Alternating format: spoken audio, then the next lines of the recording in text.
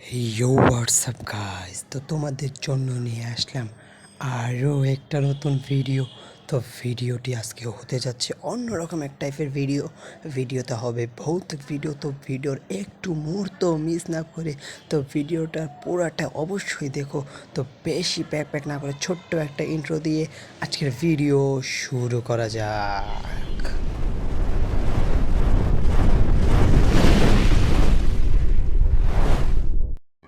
Guys, তোমাদেরকে যে গল্পটা আমি বলতে চাচ্ছি, এই গল্পটা আমার একটা বন্ধু আমাকে কমেন্ট করেছিল, ভাই গল্পটা বলো। এর জন্য তোমাদেরকে এই গল্পটা শেয়ার করার জন্য আমি এসে পড়েছি।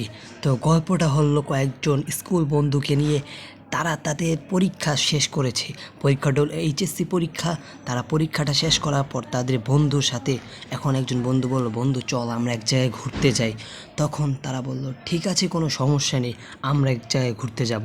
তা সেই বন্ধুর ভিতরে একজন বন্ধু ছিল খুবই বড়লোক। সেই বন্ধুর নাম হলো রাকিব। আজকে আমাদের যে ঘটনাটা ঘটবে, সেই ঘটনাটা পুরাটাই হলো সেই রাকিবকে নিয়ে। সেই রাকিব বলল যে, বন্ধু চল আমরা যেহেতু ঘুরতে যাব, তাহলে কোথায় ঘুরতে যাব? তখন সেই রাকিব এক বন্ধু বলল যে, বন্ধু চল আমরা খাগড়াছড়িতে ঘুরতে যাই, কারণ খাগড়াছড়ি এলাকাটা খুবই সুন্দর। তো তাদের কথা অনুযায়ী তারা সবাই মিলে বলল, আচ্ছা ঠিক আছে চল আমরা খাগড়াছড়ি ঘুরতে যাই। তো রাকিব এত বড় লোক ছিল যে তাদের বড় লোকের টাকা পয়সা খুবই, মানে কি বলবো, তো আপনাদের টাকা পয়সার কোনো অভাব নেই। তার বাবার টাকার মানে পাহাড় এরকম পরিমাণ টাকা। তখন তারা অনেকজন মিলা একটা হাইস ভাড়া করলো। হাইস ভাড়া করার পর তারা যখন সেই হাইজে চড়বে, তখন তারা খুবই খুশি যে তারা হাইজে সবাই মিলে অনেক আনন্দ ফুর্তি করতেছিল। তখন হঠাৎ করে তাদের যখন খাগড়াছড়ি এসে পড়লো, তখন হঠাৎ করে তারা বললো, আমরা যেখানে থাকবো তাহলে কোথায় থাকা যায় বল? তখন একজন বললো, চল আমরা একটা হোটেল ভাড়া করি। তখন সেই রাকিব বলল, না, আমরা যেহেতু এখানে ক্যাম্প করতে আসছি, তাহলে অবশ্যই আমাদেরকে যে কোনো এক জায়গায়, মানে কি বলবো, জায়গাটা জঙ্গলে আসে, আমরা সবাই মিলে ক্যাম্প করে তারপর থাকি। তখন এক বন্ধু বলল, ঠিকই তো বলেছে রাকিব, আমাদের যখন এখানে থাকার কথা, তাহলে তো আমাদের ক্যাম্প করেই থাকার কথা, কারণ আমরা এখানে থাকতে এসেছি, আমরা এখানে ঘুরবো ফিরবো খাবো ফুর্তি করব, এরকমভাবে থাকতে এসেছি। তখন রাত প্রায় 9টা নাগাদ বাজে। রাকিবের তখনও কিছু মনে হয়নি। রাকিব তখন হঠাৎ করে তার, মানে সবাই মিলে যখন খাবার দাবার রান্না করছে, তখন রাকিব বলল, বন্ধু তোরা এখানে রান্না কর, ওরা আগুনে পুড়িয়ে খাবার বানিয়েছিল। তখন রাকিব বলল, আমার স্তিনজা ধরেছে, মানে আমার প্রস্রাব ধরেছে, আমি একটু বাইরে থেকে প্রস্রাবটা সেরে আসি, ততক্ষণ তোরা খাবারটাই কর। তারপর অনেকক্ষণ হয়ে গেল, তারা খাবার দাবার শেষ করলো।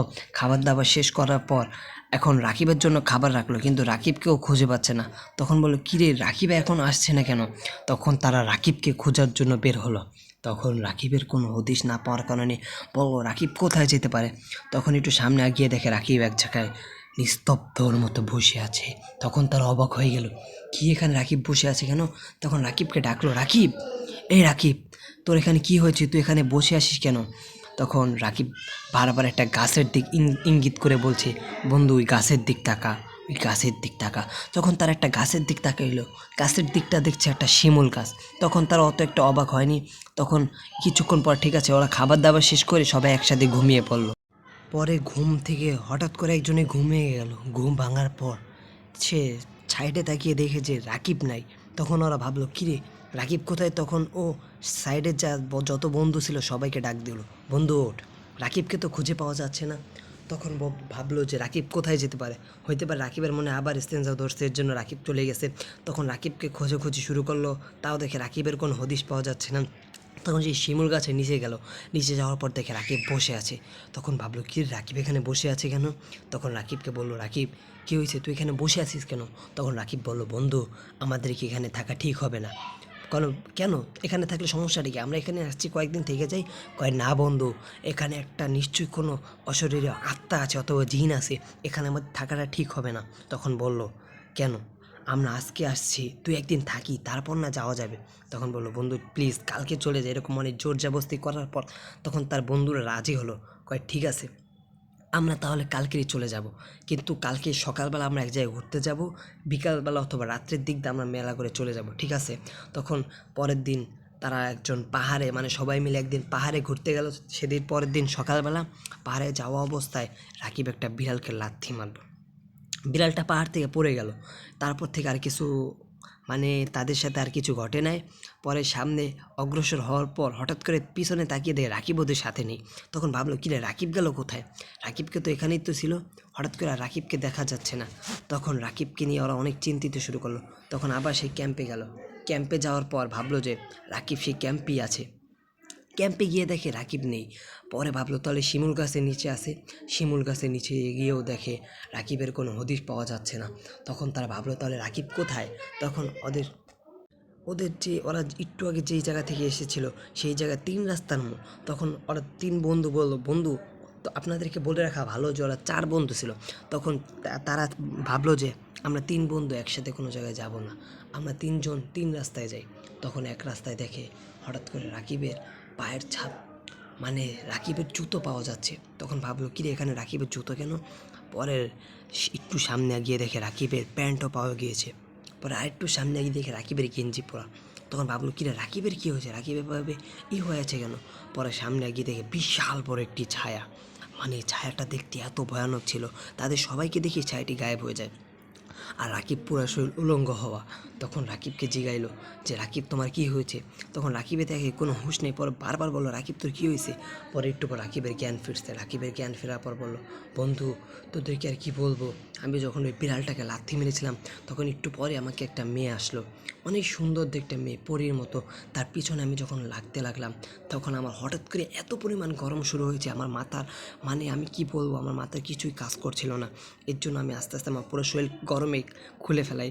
পরে হঠাৎ করে সামনে দেখি এরকম একটা ভয়ানক পরিস্থিতি এসে পড়েছে। তখন আমার একটা দাদির কথা মনে পড়েছিল যে আমার দাদি বলছিল কোনো সময় জিন জাতীয় কিছু দেখলে তাহলে চারোদিক দিয়ে প্রসাব করে সে মাঝখানে দাঁড়িয়ে থাকতে, কারণ নাপাক জায়গার ভিতরে জিন থাকে ঠিক আছে, কিন্তু মাঝখানে সে জায়গাটায় কি বলে জিন কোনো আসর করতে পারে না। তো যাই হোক, তারপর রাকিবকে নিয়ে ওরা ভাবলো ঠিক আছে আমাদেরকে রাকিবকে নিয়ে এখানে থাকা ঠিক হবে না। তখন ওরা রাকিবকে নিয়ে রওনা দিল যে চলে যাবে ঢাকায়। তখন হাইসের ভিতরে হঠাৎ করে রাকিব অনেক পাগলামি শুরু করছে। তখন তারা ভাবলো কি রাকিব এরকম পাগলামি করছে কেন। পরে রাকিবকে নিয়ে মানে সিলেট খাগড়াছড়ি একটা কোন জায়গায় জানি, সিলেট না খাগড়াছড়ি কোন জায়গায় সেটা বলতে পারছি না, কিন্তু খাগড়াছড়ি একটা মাজারে তারা থামলো। মাজারে থামার পর মাজারে মানে ওটাকে কি বলে যে ইমাম সাহেব অথবা যাই বলুন ইমাম সাহেব ছিল না, এর জন্য খাদিম সাহেবকে জিজ্ঞেসছিল যে খাদিম সাহেব এরকম এরকম ঘটনা। তখন খাদিম সাহেব একটা পরা পানি দিয়ে একটা তাবিজ দিয়ে বলেছিল এটা আমার কিছুক্ষণের জন্য রাকিবকে আমি আটকাইতে পারবো, কিন্তু ওকে সারা জীবনের জন্য আমি করতে পারবো না, মানে চিনটাকে আটকাইতে পারবো না, আপনারা ঢাকায় নিয়ে ওদের ভালো একটা চিকিৎসা দিন। তখন রাকিবের এই কথা অনুযায়ী রাকিবকে ঢাকায় নিয়ে গেল। ঢাকায় নিয়ে ভালো একটা চিকিৎসা করার কথা ছিল, কিন্তু তার বাবা মাকে কিছুই বলা হয়নি, কারণ তারা ভাবলো যে বাবা মাকে বললে বাবা মা যদি চিন্তিত হয়ে যায়, এর জন্য বাবা মাকে কিছুই বলে না। পরে হঠাৎ 2-1 দিন পর রাকিব মানে প্রায় দেখতো তার বাবা মা যে খাবার ফ্রিজ থেকে আলাদা করা, গোস্ত মোস্ত সব বার করা। তখন একদিন তার বাবা হঠাৎ করে টের পায় যে কে জানে বাইরে থেকে আওয়াজ করছে। তখন ভিতরে ঢুকে দেখে যে রাকিবে সব গোস্তগুলো কীভাবে বের করে কাঁচা কাঁচা খাচ্ছে। তখন এ দেখলে সব অবাক হয়ে গেল, বললো কী হলো। পরের দিন সকালবেলা তার বন্ধু বান্ধবকে জিজ্ঞাসা করলো। তখন আর বন্ধু বান্ধব ফুল ঘটনা খুলে বলল। তখন তার বাবা বলল তাহলে তুমি এই ঘটনা আমাকে আগে বলো নাই কেন, তাহলে তো আজ পর্যন্ত এরকম কোনো ঘটনা ঘটতে পারতো না। তখন বলল যে আঙ্কেল আমরা ভয় পেয়ে গিয়েছিলাম যে এর জন্য বলতে পারিনি। তারপরের দিন কবিরাজ দেখানো হলো। কবিরাজ বলল তুই কী চাস। জিনটাকে বললো, জিন বলল আমি কিছুই চাই না, আমি ওর জান চাই, তুই দিবি। তখন বললো তুই জান ছাড়া যাই চাবি ও তাকে তাই দিব। কয় না, ও আমাকে লাথি মেরছে, আমি ওকে কি যা চাইবো আমি ওর জানি চাই, তাছাড়া কিচ্ছু চাই না। তখন কবিরাজ অনেক জোর জবরদস্তি করলো। তখনও বললো ঠিক আছে আমাকে 10 কেজি মিষ্টি দিলেই হবে, আমি 10 কেজি মিষ্টি দিলে ওকে ছেড়ে দিব। তখন তাকে 10 কেজি মিষ্টি দেওয়া হলো। তখন ওই কবিরাজটি বলল তুই যে চলে যাবি তার প্রমাণটা কি। তখন বললো আমি যখন চলে যাব তখন যে কোনো একটা জিনিস ভেঙে যাব। তখন সেই অনুযায়ী জিনটা আর একটা কথা বলে গিয়েছিল যদি ওকে কোনো সময় খাগড়াছড়িতে দেখা যায় তাহলে ওকে আর জীবিত কোনো সময় পাবে না। সেই কথা অনুযায়ী তাকে যখন সুস্থ হয়ে গেছে তখন তাদের পরীক্ষাও শেষ, এক্সাম দেওয়া শেষ, এক্সাম অনুযায়ী তারা সবাই পাশ করছে। তখন এক বন্ধু বলল, বন্ধু মানে রাকিবই বলল যে বন্ধু আমরা চল কোনো জায়গায় ঘুরতে যাই। তখন সবাই বললো কোথায় ঘুরতে যাবি বল। তখন বললো আমরা খাগড়াছড়ি ঘুরতে চাই। এই কথা শুনে সবাই ভয় আতঙ্ক হয়েছে। সবাই বলল বন্ধু তুই কী বলছিস, তুই জানোস, কারণ রাকিব কিছুই জানতো না। তখন বলল আরে বন্ধু তোরা তোদের কথা রাখ, তোরা যালে মানে গেলে যাবি, নাহলে আমি একলাই যাব। তখন সে যেই বলা সেই কাজ, মানে একদিন তারা সকালবেলা রাকিবের সাথে দেখা করতে এলো, রাকিব কোথায়? পরে সকালবেলা রাকিবকে এসে খুঁজে পাচ্ছে না। কিরে রাকিব কোথায়? তখন রাকিবের রুমে গিয়ে দেখে রাকিবের মানে শরীরে যত তাবিজ টাবিজ ছিল সব খোলা। তখন রাকিবকে ফোন করে, রাকিব তুই কোথায়? আমি খাগড়াছড়ি বাসে উঠছি। তখন বলে, বন্ধু তুই তাড়াতাড়ি নাম, তুই ওখান থেকে নাম, তুই কী বুক করছিস এটা? পরে বলছে, না আমি এখনও মানে 10 মিনিটের ভিতরে খাগড়াছড়ি পৌঁছে যাব। তখন তার সব বন্ধুরা একসাথে মিলে বলল, না তাহলে আমাদেরকে সেই খাগড়াছড়িতে গিয়ে ওদেরকে বাঁচাতে হবে। তখন সেই খাগড়াছড়ি গেল। খাগড়াছড়ি রাকিব পৌঁছে গিয়েছিল দুপুর 12টার সময়, কিন্তু তারা পৌঁছাইছে দুপুর 2টার সময়। তখন মানে সেই ক্যাম্পের জায়গাটা খুঁজলো ওকে। ক্যাম্পের জায়গায় খোঁজার পরও দেখি রাকিব নাই। তখন ভাবলো আমরা তাহলে সেই 3 রাস্তার মোড়ে যাই। 3 রাস্তার মোড়ে গেল, দেখে রাকিব নাই। তখন সেই শিমুল গাছটার নিচে আসলো, শিমুল গাছটার নিচেও রাকিব নাই। তখন ভাবলো আরেকবার তাহলে 3 রাস্তার মোড়ে যাই। 3 রাস্তার মোড়ে যাওয়ার পর 3 বন্ধু 3 রাস্তায় গেল। তখন 3 বন্ধু 3 রাস্তায় যাওয়ার পরও দেখে রাকিবের কোনো খোঁজ নেই।